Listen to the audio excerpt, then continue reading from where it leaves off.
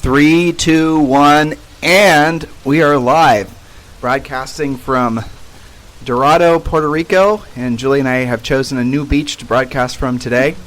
This is in front of the Ambassadors of the Environment, sitting next to the Barlovento restaurant here in Dorado. Which is closed. Yes, which everything is closed, but there's some kite surfers around, and you'll probably hear the wind, maybe the ocean, and definitely a whole lot of baby parrots flying around. Yeah, we are inundated with little green parrots who, it's funny, we're sitting where this, by this closed restaurant, which is basically a beachside restaurant. We might take some pictures and put them on our website so you guys can see.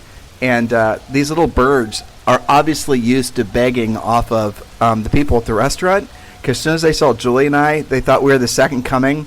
Where's their stuff? Where's their food? We didn't think to bring them anything to eat, so now I'm feeling kind of bummed out the fact that I just have my Diet Coke. I'm pretty sure they don't care about that. They want French fries, and they want them now. That's right. So if you guys hear wind, birds, ocean, and there's a loud bird in the background, it's because we really are outside.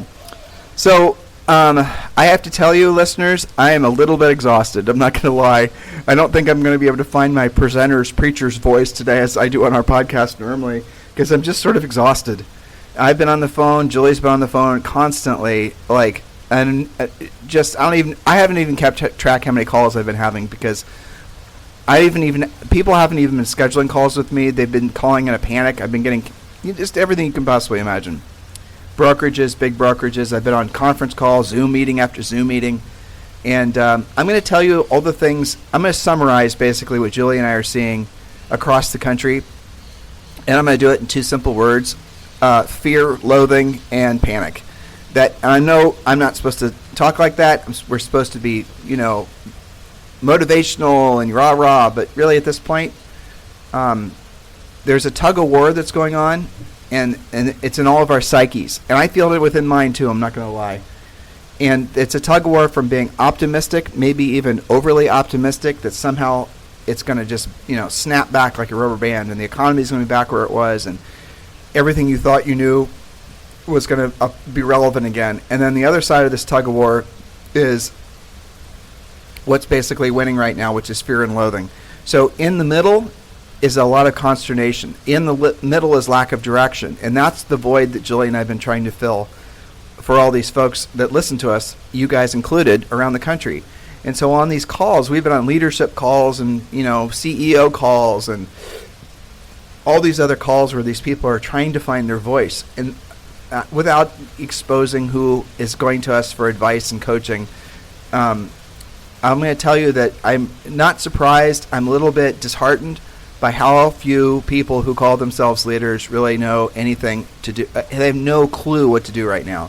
And what they're trying to do is they're trying to dust their playbooks off from their past, maybe partially relevant life experiences of, depending on how old you are, going all the way back to the 80s in a couple of cases when I was talking to people. I was talking to somebody in Dallas and the oil crash, and I was talking to somebody, of the tech bubble and, the Silicon Valley, and I was talking to somebody, just all these different things. And so people are trying to find things to relate to as far as what they're experiencing and what's going to happen next. In other words, they want to know what it's going to feel like for their own security, but they want to know what it's going to feel like for the sake of their own businesses. And here's the problem. None of those experiences are really relevant. There are no comparisons to what's basically happening right now in the economy. Julie and I were just talking. We're like I said, we're at a different beach today here in Dorado, and on our walk, she and I had, I don't know, Julie, I was on the phone this morning. This is for 3 hours solid on the weekend, and then I was sending you articles and things, and there is no reference point for any of this. No. What's happening right now has never happened before in the United States. It's just full stop. That's it. So to say it's going to be like September 11th, it is emotionally going to feel like you were attacked, because we were. And so it does feel like that. And you can say, well, it feels like the recession, but maybe, but not like this. Some of the facts and figures that are coming out right now about what is happening, I'll give you one. Julie, I didn't tell you this. The U.S. government, you may have heard this actually, now that I'm thinking about it. The U.S. government has formally requested that the states stop sharing their unemployment numbers You know when that's happened before? Never. That's never Never. happened before. So the government knows that the unemployment numbers are so bad. Already, exactly. We're only 2 Yeah. weeks into this. So some of the early projections of 20% unemployment, I'm now reading coming out of people who I trust, frankly, they're seeing 40% unemployment on the near horizon. And here's how they're basing it, because my bullshit meter pegged when I hear stuff like that. But here's what they're doing. They're using every sort of possible meter to gauge how bad the slowdown's gone. And so in LA, one of the people I was talking to recently, who's a big broker out there, a friend of his has a big credit card payment processing company. Like, these people are not poor.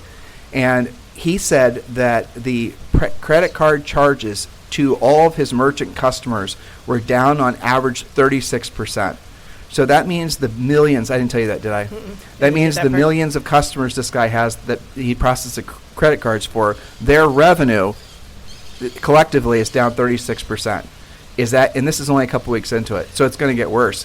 Because what happens is, as people start worrying about their own personal economies more, and this is what we're going to talk with you guys about today, and they're going to start worrying about their own ability to keep their own lights on, the last thing they're going to do is spend money. And you're going to see just the collapse upon collapse of businesses. Just millions of businesses are, look, in the brokerage business, what we know, most brokers are operating on less than a 3% net margin. Most franchises, and I'll use, for example, there's a well-known franchise that has a requirement of all of its franchisees that they have 90 days of cash reserves. 90 days is not going to do it in this marketplace. And so what's going to happen is right now closings are still taking place, but it's because there are contracts and work that happened 60, 90 days ago. But now 60, 90 days in the future, are you putting things in contract? Some of you are. But for the most part, people are in that fear and loathing phase. That side of the tug-of-war match is winning. So as long as that continues to win, it's going to continue to get worse. And here's what's really interesting about all of this is that, if you see all these brokerages with these tiny little margins, they're all going to collectively go out of business. So you might be talking to your broker today in your office and everything's fine, and tomorrow the doors are locked. That's what happened back in 07 through 09, but now these brokers are going to be closing up so fast, it's going to make your head spin. And that's going to start a cycle of other ancillary service providers. They're going to close up too. And then you got to think about where these dominoes stop falling. You can't, because they don't. You think about the commercial office space. You can think about all the people that are going to hit unemployment. And that's, like I said, the government's not going to be reporting the actual unemployment claims. Julie, what are the things you read this morning so I can have a sip of Diet Coke? Yeah, take a breath. Diana Olick, who we've followed way back, even into the recession, a reporter, I always forget if I think she's CNBC. Anyway, she was reporting and predicting that the number of home sales could be as far as 35% low prediction in second quarter. So to use your example, the company that was reporting 36% less in sales. Well, it's not company, it's a credit card processor. Right. Okay, so 36% down, right? So imagine all a broker has to be is 4% down. Yep, and even if the real estate sales are down 10%, they're going to feel it. And then what happens to them? You and I were talking on our walk. They have to renegotiate their commercial lease. Maybe that building goes vacant. Maybe their agents have to find a different place to hang their license. It's just this massive snowball effect of one thing affects the next. And when I'm going to throw it out there because it's disingenuous if we don't. The fact is that you're going to see businesses like online businesses. You're going to see Amazon. You're going to see, there was another, you said CNBC. There was another prediction that the only businesses left standing, the only retails left standing are Amazon, and I don't even remember the two others. They're basically the the three biggest online retailers because they have the infrastructure and the system designed to make it so that they're not relying on retail or not relying on bricks and mortar. But some of these brokers that I've been talking with, I asked them how much money they have in cash reserves in their business, and a lot of them, they don't have anything, or they have 50 or 60 grand, or they have nothing. And then I don't even want to know what they're planning on doing if they don't shut down immediately. Frankly, I know this is scary, guys, but that's what's going to have to happen, and I'll tell you what will happen. They won't do it. They're going to be too far on the optimistic side. They're not going to be prepared. They aren't prepared now. They're not prepared for what's going to happen next, and what's going to happen next is they're not going to be able to make payroll. They're not going to be able to make their leases. They're not going to be able to pay anything. And even their technology bill. Exactly. And that's going to leave a whole bunch of agents homeless in terms of where they're going to hang their licenses. if there was ever a time for online brokerage business models to start to flourish, it's now. And if you are essentially a franchise bricks and mortar based real estate brokerage model and you don't move to online, you're crazy. The world is going to forever change. And I started to write notes for something. I hadn't finished it yet, but like the concept was before Corona, BC versus after Corona, AC. And I was trying to mastermind with myself, basically coming up with all the different things that will change societally as far as people's expectations for how they live and work and interact. And I just literally couldn't come up with, I kept on writing the AC because all the things that are going to change, because everything's going to change. Every single freaking thing's going to change. And this is also going to be the death knell for a lot of business models that have just been holding on by their fingernails. Again, if you're running a brokerage with 2 or 3% margins, you're basically holding on by your fingernails. And if I were in your position, this is what I would do. And we're going to focus the rest of the show. We're going to pivot back towards talking about specifically what agents need to be doing, which frankly is relevant to brokerages too. But if you're a broker right now and you're thinking somehow, in the next couple months things are going to be back to the way they were, they're not. And the simple reason is because it's not going to. We could be in a year to 3 year cycle now. We certainly are in the economy, but at what point do they actually find a cure for the coronavirus? You're going to hear about reports coming out about it sort of ebbing and flowing. New cases, are on the decline, and then you're going to hear, well, they're on the increase again. And this is going to go back and forth for a long period of time. It's going to cause more fear and panic, and the whole thing. And the stock market will continue to be the roller coaster. Yeah, the stock market. You guys think the stock market's at the bottom? No way. The stock market can go a long, long way down. If people, and basically a stock market is basically people buying with the hopes and dreams that a company's future revenue is going to be, worth 5 or 6 times or 3 times what it currently is. They're simply buying into the idea that in the future that company is going to be doing better than it is now. Well, if people don't believe that for a lot of these companies, like I'll tell you what, companies like Zillow and companies like all these other companies that were getting ahead of their skis with these iBuyer companies, and I don't really see a future for them. What are they going to do? They're going to morph into something else. At what point does their stock just take a nosedive and they can't raise money anymore, to buy more houses? Redfin stopped buying houses. They'll all stop buying houses. So all those business models that could only exist in an upward trajectory, cheap money world, they're all probably going to suffer, if not completely go out of business. And look, this stuff it sounds depressing because it is depressing. And why are we not trying to put primrose glasses on and present a rah-rah version of the future to you? Because there is no rah-rah on the near horizon. The reality of it is things are going to get a lot scarier before they're not. And if we don't absolutely push you past the fear and loathing phase into the acceptance phase, into the taking action phase, then you're going to suffer, and you're going to suffer more than you ever have before. We're in historic times, guys. So, is there anything I'm not touching on that you read that we're writing articles on? Well, if you want to pivot, a lot of my research has been, since I'm kind of in charge of the what to do about this whole mess, point by point podcast style type of things, is, there are some very significant differences between now and the previous recession. And to your point, everybody's trying to make those parallels because if you can compare it to something, it makes you feel better. Like you can predict that something's going to come from this. And you can say this time was just like that time. And yet this is absolutely not like that time. And there are some positive parts to that. For example, last go around, people just missed their payments. Their credit got hit. They got foreclosed on. That's how that went. So what's happening this time? We already, this early on, have reports and have done tons of research on this about mortgage companies being willing for up to 12 months to put your payments into forbearance, to do loan modifications, different versions. Well, let's drill down. And that's totally 1,000% different than last time. So it was on Yahoo Finance this morning, and it's been on and Julie's got the story pulled up, but I'll just summarize it, Julie. Yep. Basically, here's your action item. Every single one of you need to be calling your mortgage company up. And if you basically project or are experiencing financial harm as a result of the coronavirus, most every major mortgage company in America is making it so that you can get a forbearance on your mortgage for 12 months. Not just your primary mortgage, but also your rental properties, your vacation properties. And by the way, the vacation property market and the upper end market, those markets are going to basically be laid to waste over a changing market like this. If you're selling second and third home market, beachside condos where people are hoping to make them to VRBOs. The VRBO market is going to be decimated. All those little ancillary markets are going to get wiped out first. So you absolutely, positively, I don't care how much cash you've got in the bank, you've got to call up your mortgage company. You have to say, there's going to be a form to fill out.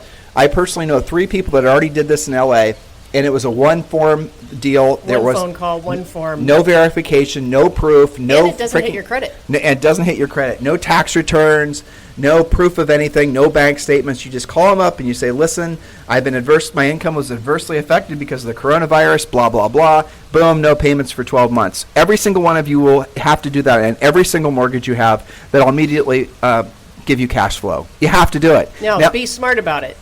This is not telling you that everybody is off scot-free and you just simply stop making your mortgage payment. You do that and your credit will be hurt and you will have ramifications. You must call your servicer. And to Julie's point, this is different than last time. Last time there was no program like this. Now the banks are getting ahead of it. Here's something else. This one I'm less enthusiastic about, but here it goes. We're reading tons of articles about, so we'll take this from 2 parts. So the Small Business Administration, we talked about this on the show the other day, is going to come out with some kind of low interest or no interest loans for small business owners. We're not sure. The last thing I read, it was predicated based on your average payroll. Now, most of you are self-employed, but if you're self-employed and you're the only person on payroll, well, your average payroll is yourself. So you might be able to get a small business loan from the SBA, and we're going to research this more, and as soon as more information comes out, we're going to tell you. Right now they're saying for businesses with less than 50 employees and designed to cover payroll and hard costs, and loans are projected to be over 5 years with 0 interest. Okay, so listen, there you go. So if the SBA comes out with a 5-year 0 interest free loan, every single and you guys can get a forbearance on your mortgage. Every single one of you have to be doing that. Go to the SBA, apply for an interest-free loan for 5 years, and take out an interest-free loan for 5 years. To not do that is just batshit crazy, because it's going to get way worse before it gets better, and God knows how deep that and how long that program will exist. What generally speaking happens is these programs come out and they're designed to catch as big of a net as possible, and once they perceive they've caught enough, basically helped enough people, then they start reeling it in and it becomes more bureaucratic. So as soon as that program, is it hard now? Can people actually start doing it? Did it say? I'm not sure it's been released now, it's projected. But what I'm doing is I'm making a collection of all of these special programs and exactly who to talk to, the phone numbers, the links. Agent Survival Guide. All of that kind of stuff. Yep. The Agent Survival Guide. And this stuff, guys, this is not really optional. You don't want to wait and see how it goes. Yep. That's already happened for 2 weeks. You already tried that. It's not getting better. And let's say that we're all wrong. You're still going to have your butts covered for quite some time. Yeah. And you'll say, thank you, past, fill in the blank with your name, for being ahead of that. You don't have to use the money. You can just leave it there. I mean, that right there, guys, That's amazing. Okay, it is amazing because there was no safety net like that last time. There you go. So I'm glad it's not just like last time. Agreed. And so here's the difference between last time and this time. The money is going to the big banks because the big banks are the major arteries for basically the economy. That's where the money flows through. But then you're also seeing the money is going directly to consumers, primarily small business owners, because we're the employers. We're the fuel behind the economy. All of us are. And so there you go. There's 2 home runs right there. Well, there's a third one too. Just in case somebody listening is already in trouble, there's no foreclosures or evictions for the next, I believe it's 60 days, but I would totally expect that to be extended. Yeah. If it hasn't already been in the works on this next bill that they're going to vote on. Right. So no foreclosures or evictions. So those of you guys who think that you're going to just instantaneously ride that REO wave, that's already been delayed, and it might not happen. Well, matter of fact, Julie and I researched, we dusted off our Rolodex and called all of our old REO contacts, many of which aren't even in the REO business anymore, but they're doing the same thing. And we're about to get molested by somebody's dog. Is he cute? Yeah, he's cute. Don't worry. Hi. As long as it's not a person. What is that? Prince? What kind of dog is that? Oh, Prince? Cavalier Prince Charles, I think. They're Didn't cute. one of the queens have a bunch of those things? Super cute. Yeah. What were we just talking about before we almost got molested? No. Oh, you were talking to our REO and short sale So what they're all telling us is that there was an uptick in REOs recently as some of the banks basically rushed to release the REOs before the rules changed that they weren't going to be allowed to. So there was a little uptick. You'll be hearing that in the next 60 to 90 days. But as far as REOs in general, that train is not even boarding. They haven't even built the station to board the passengers for it to leave. So well, think about how crappy the optics would be on that. Yep. When the government has told you to stay in your home and somebody throws you out of it, That's not cool. Yeah, it's not going to happen. So those of you who are sitting and with frothed mouths, I'm thinking about that dog and thinking about you're going to somehow ride the REO wave. The REO wave is not going to happen. I don't even know, guys, if ever. Frankly, they might just basically make it so people can stay in their houses forever. Who knows? I mean, that we can talk about the unintended consequences of this kind of overreach or this kind of these programs, but the reality is that if you get used to not making a house payment for a long time, I promise you, a year from now, the government's not just going to say, okay, you haven't made a payment for 12 months, let's flip that switch and let's start making you make your full payment again. There's going to be a lot of modifications. There's going to be a lot of modifications. Interest rates, I know interest rates went up, and the reason that interest rates went up is because the bond market went crazy because people stopped wanting to buy U.S. debt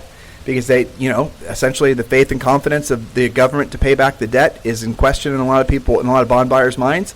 And so with the bond buyers, what happens naturally is the interest rates go up on those bonds to induce people to want to basically buy that debt, and that has an effect on mortgage interest rates. It used to be most mortgages were tagged to LIBOR. They're not anymore.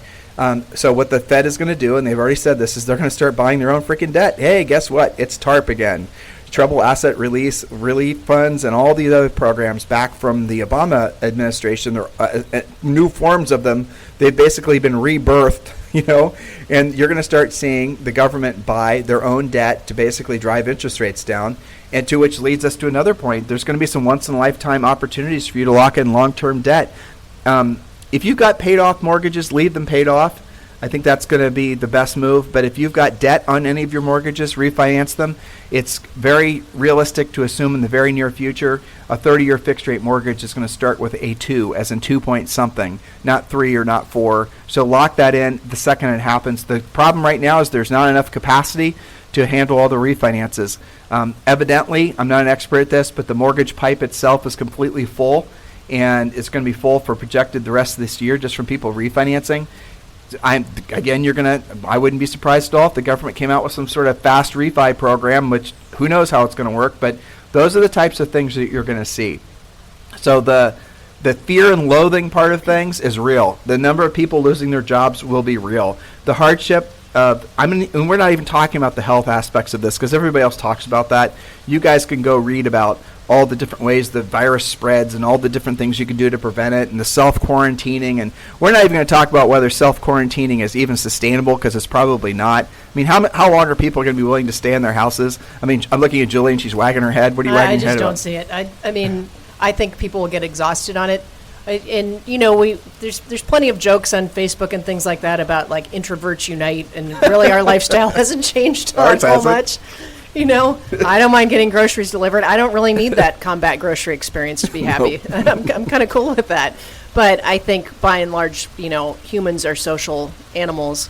And I just don't, I think from an emotional and mental standpoint, that's one issue. But I think economically, it's going to, it's just unsustainable to keep going that way. And then you get back to the health risk issue. So this is kind of a circular conversation for now. Right. So whether it's sustainable long term, or how about this? And this is the other thing a lot of people are predicting. And I don't want to talk about the health stuff, Julie, because we're not experts at it. Nope. And everybody else is talking about that. And these guys are sick of it. They just wash your hands. They want to know what to do. No, how about this? Just don't leave your damn house. Yeah. But so let's talk about that. So if you were, Julie and I are coming up with a massive action plan. It'll have some sexy name to it, Agent Survival Guide or something like that. And we're going to tell you guys specifically where the biggest opportunities are now. We talked about it a little bit on our podcast, and we've already told our coaching clients about it. Our coaching clients, we're front running our coaching clients with all this information ahead of our podcast listeners because we have to be loyal to the people that are loyal to us. Seems fair, right? If you're interested in learning more about our coaching program, the easiest way for you to do is just go to our website, timandjulieharris.com, click on programs. Or if you want us to call you, just text the word Harris, Harris, to 31996. Text the word Harris, Harris, to 31996. So there are going to be opportunities. And again, literally I feel a little burned out, if you want to know the truth. I don't like those terms, but I do. Because we've been working. Julie and I have been working how many hours? 12 hours a day? It's crazy. Yeah, and it's been since the beginning of March when we very first started suspecting it was hitting the fan at a higher level.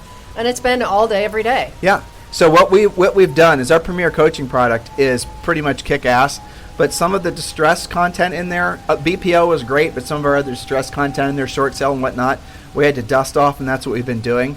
And what we're going to do is we're going to come up with a specific list of things you guys can be doing now to make money from home. The podcast that we're going to do probably tomorrow, and we're going to start obviously broadcasting a lot more frequently. The podcast we're going to do tomorrow is specifically called BPO Cash Flow, but I'm going to give you guys a little glimpse of what that is.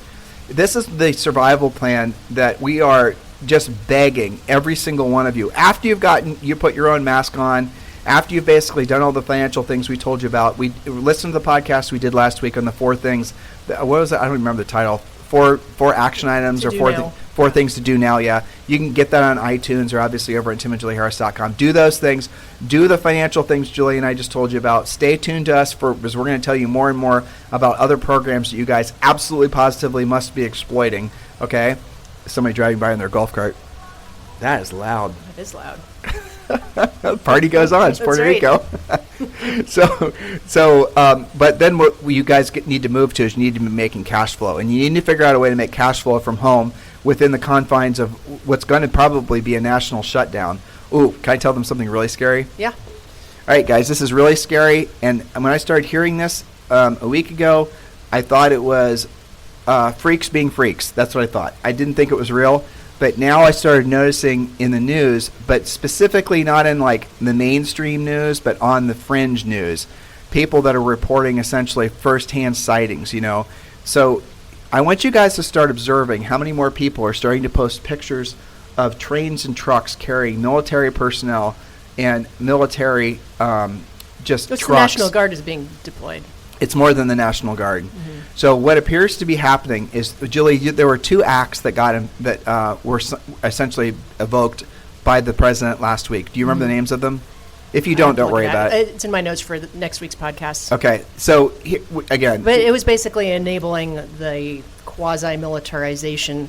It's also the same act that allows the government to say, if you make beer, now you get to make hand sanitizer. Right. So essentially, it enables the government to take over private property, to take over. It's a wartime type thing. It's a wartime act. It's a wartime act. But the other thing that one of these acts, small family crossing, another one of these acts talk about are are the fact that you have. We're about to be visited. No, we like social distancing. Go away. We're doing our podcast. We're podcasting. See ya. I know we're being harassed by friends. Yeah, those are some of our friends. They're great. He has a podcast. Does he really? Yeah, he has. The guy that we just told to go away is some guy that they have a whole bunch of businesses in Washington State and the Seattle area, and Julie researched him, and he's got how many patents did he have? Like hundreds, I believe. Yeah, really, really, really smart people. Yeah, some of my favorite friends. It's amazing. Here. Yeah, they jet back and forth to Seattle on their own private plane, of course. Anyway, what were we talking about? Your rude friends. I know, right? The acts that have been getting passed for being able to deploy some military. Yeah. And okay. also so that's the other one. Right. Reallocate things. So people there in Chicago, I've been seeing start to put up pictures with question marks about all this military stuff being moved around, and I heard maybe a week ago or maybe 2 weeks ago. Remember we told you guys that one of Julie's clients' husbands works at the Pentagon, and so we're going a little bit ahead of our skis on this. But it looks to us like what's going to happen is there's going to be a hard stop forced upon big cities primarily, where they're expecting the disease to have the biggest effect. It appears that they're going to absolutely lock down borders. You guys know that the border's locked down between Mexico and the United States. The border's locked down between... That started this weekend. Right, and Canada and the United States. And you're going to see airports being shut down. Well, we've seen the Coast Guard going up and down our coast. Yeah, we have. We've seen the Coast Guard. So what you're going to see is we project, and I hope we're wrong. This would be one of the things I'd love to be wrong about. We project that the country is going to be on hard lockdown because most people are not obeying the quarantine. And if you're looking what's happening in spring break in Florida right now and all these other things, people are just not understanding the ramifications of not keeping to the distancing thing, not understanding basically what this is actually going to do to not just the economy long term, but frankly the millions of people that are projected to die. We've heard the number of projected deaths in the United States is now being and I won't repeat it because I don't remember the source, so I don't want to be passing along just drama, but it's not a small number. So we're going to leave. I guess we're not leaving you with a high point. We're leaving you with just a reality, and the reality is that you got to take care of yourself first. Put your own mask on first. And then when doing so, make sure you do the things we suggested you do financially. Do those urgently. Go back and listen to the podcast we did the other day on the 4 points. And then listen to today's show. Call your mortgage company. Call your credit card company. Pay attention to what the SBA comes out with. Exploit whatever no or low interest loans you guys can get and get them immediately. Trust me when I tell you there was no help for agents last time. No. And it actually seems like there's going to be some help that you guys, it's not intentionally designed for agents, but you can exploit it. You can take advantage of it. And Sorry, also, Diet Coke burp. And you absolutely have to. And learn. We're going to be talking a lot about BPOs now. Some of them are going to be questioning. Well, I thought BPOs were a precursor to a big influx of REOs, and you're saying that there's not going to be a lot of REOs. Well, how about all of the refinances? We're already hearing from our BPO agents that it's fast and furious BPOs for the refis. That's right. So you really have to learn how to do that. That's great temporary cash flow. So well, I was talking to Brad Inman this morning about this, and I called him. I think he lives in LA now. And he was asking me about, and we were talking about BPOs, and he thought the BPO industry was going to just go poof, and it's absolutely not.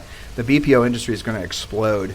The BPO industry is going to be one of these things that everyone's going to be ordering BPOs. Well, what about all the loan mods that are going to inevitably happen? The loan mods, but here's the other thing. The banks are going to start doing occupancy checks on people. The way they know you're in your house is if you're making a house payment. So if there's a whole bunch of people that have forbearances that aren't making their house payments, how are the banks going to know whether there's people living in the house? And the way they're going to do is they're going to order BPOs, and part of doing the BPO is you're going to be doing an occupancy check. It could just be a drive-by. It could be knocking on the door. It could be looking to see if the mail was taken in. That's what happened back in 07 through 09, but now you're going to see this happening so fast, it's going to just make your head spin. Obviously for refinances, obviously for just all kinds of different reasons. Purchases, there's going to be a lot of purchases too, people taking advantage of low rates. But BPOs in particular are going to be the lifesaver for virtually all of you listening. And we're going to be doing a drill down call, our podcast tomorrow, probably. What do you think? Possibly. BPO cash flow? Yeah. I mean, we have to teach them some BPO math and encourage them why it's so critical. You Right. know what I see as a podcast coming together named Stuff You Cannot Wait to Figure Out, stuff that you have to do now, like calling your mortgage company and all of that kind of stuff, learning how to do BPOs. Right. This is all urgent stuff. This is not something that you want to sit on and just, kind of pray to the real estate gods that things will be all right tomorrow. Right. It may be beyond their control. And so here's the last message for those of you who have brokerages and have teams, and you're finally deciding to basically not just be pulling so hard on the overly optimistic side, and you're looking at realistically what's going to happen in your future. I want you to strongly consider texting me now at 512-758-0206, and let's have a conversation about EXP. EXP Realty is going to give you a safe harbor in this storm. It's going to give you a graceful exit out of the financial hardship that you and your agents don't need to suffer. If you are EXP curious, as virtually all of you are, and you are looking for a reason to take that conversation to the next level, how about a global pandemic? Do you think that does it for you? So text me directly at 512-758-0206, 512-758-0206. In the meantime, please go back and listen to all of our past podcasts, especially since the pandemic started to be something that we took seriously, which was about a month ago. And then absolutely positively, you guys got to put your own masks on first. Take our advice. Take this seriously. Get off the fence about whether this is real or not. It is real. It is going to affect you. It is going to affect people you love. It's up to you now to essentially create a path forward for yourself so you don't have to suffer needlessly. And guys, please don't do what most people unfortunately will do, which is wait too long. I know everything feels like it did. I know everything feels normal. I know things haven't changed that much.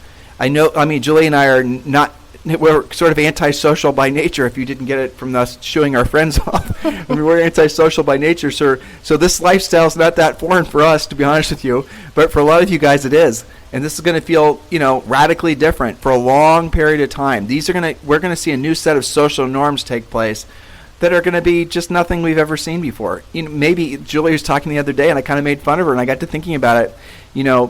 Maybe she's right. Maybe the new thing's going to be bowing. Maybe the new thing's going to be elbow. But maybe people are just going to stop shaking hands. Silly things like that. You know what? I don't feel like shaking hands, and I'd like to have given Cindy a hug just now, but she's a good friend of mine. We'll do virtual hugs. virtual all right. hug. But I'll tell you one thing I am thrilled about is my premier coaching clients. You know, I have such killer attendance on that daily live coaching call. And they're doing a great job sharing their victory stories. They're talking about people that they are helping. They're talking about the conversations they're having about low interest rates and refinances and getting people into the houses and getting them closed. Lots of really good support there. That's part of their family. We are part of your real estate virtual family now. And since you're all home, you really got no excuse. But to be on those coaching calls, I really look forward to those. And, I think it's probably our biggest attendance ever because people are looking for some direction and looking for some support. And Premier Coaching students, we are actually going to expand the services we're providing to you at no additional cost. So if you're in a Premier Coaching program, Julie's not only going to do the daily semi-private coaching call the way she's been doing it, but we're also adding on our members-only Facebook page a live FaceTime, or what's it called? I forget what it's called. Basically, it's essentially a video conference call with all of you guys where you're going to ask your questions real time. What we're wanting to do, and we are doing, is we're essentially we're really focusing on giving you guys a sense of community because we know a lot of you are not going to do very well in the isolation. It's going to freak you out. And what has a tendency to happen when people start acting like that is they dig themselves mental, emotional, and then financial holes that they can't get out of. And we're going to do everything in our power to prevent that from happening. We're enhancing and we're not raising any of our prices. We're going to make it so Premier Coaching is available to all of you guys for basically $100 a month. And you'll have whatever happens with short sales and REOs. Yep. You'll have, all of that support. And BPOs. BPOs, that's all going to be integrated. And we're basically going to offer to finance all of you guys for 100%. So if you don't want to use your credit cards, if you want to keep your powder dry for your own cash flow, we can finance you 100% into the coaching program. We're talking about all that. Guys, we're here. We've got your backs. And we're going to be talking about all this with you in the upcoming days. So stay tuned, stay close. So if there's anything we can do for you guys, just reach out to us. Your homework is, if you've not done it yet, make sure you text the word Harris, Harris, to 31996.